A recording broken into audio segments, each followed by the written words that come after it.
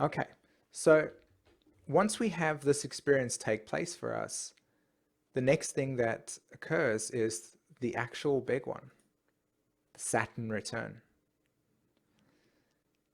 So when we look at the Saturn return, you can see that the arrow is pointing from the sense of authority and sense of responsibility, and it's moving towards individuation and returning all the way to the center. It's a complete renewal of the cycle. So from 28 up until 30, the most intense period of your Saturn karmic dynamics will take place, because it is in this period you come back home. And it's very interesting because at 21, I talk about leaving home, and at 30 or 28, 30, I say coming back home, and yet they are fundamentally different. See, when we leave home at the age of 21, we are accepting the path that has been laid in front of us for Saturn. And if we choose to embrace and accept that role, what we are going to mature into is a very profound level of authority within ourselves, within our lives, and the growth is going to be very visible. But when we reach the age of 28, Saturn begins to return to its original place, and there are many different things that take place during this period of time. And the one thing, when I talk about coming back home, is Saturn begins to cultivate for you limitation and a structure and definition that I would say is the house that you're going to spend the next 2 years contemplating the nature of your existence.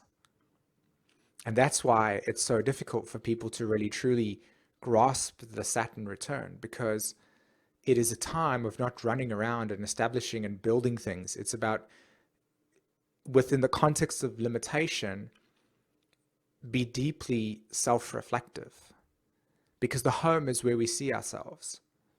When we look at our home, it gives us a reflection of our inner emotional world.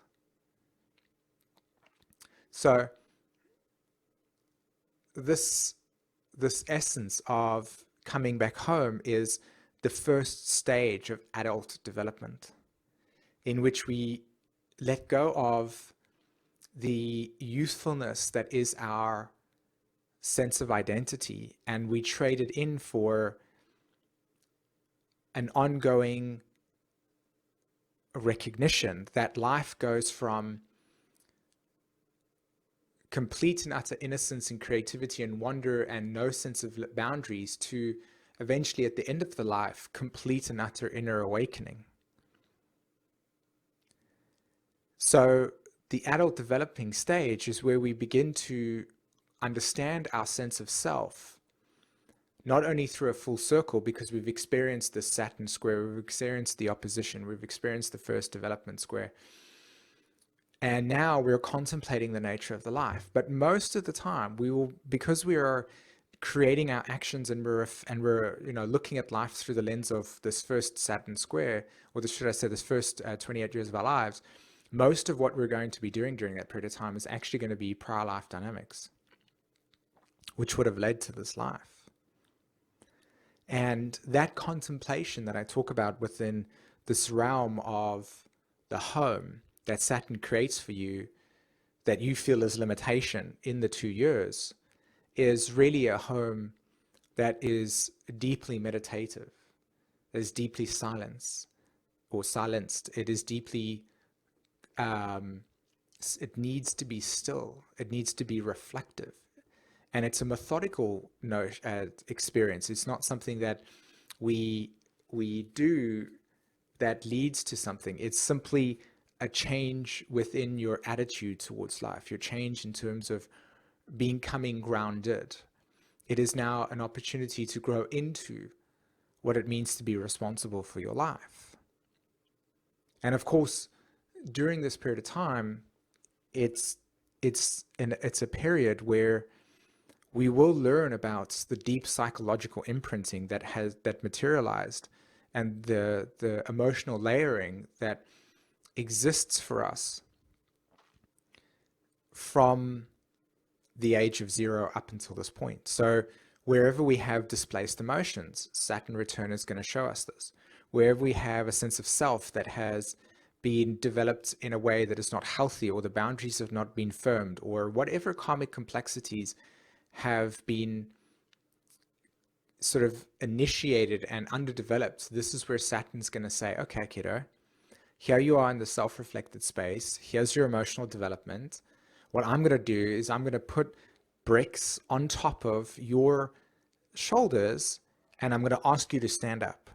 And where you can't stand up and where you find weakness in your structure, I'm going to point it out to you.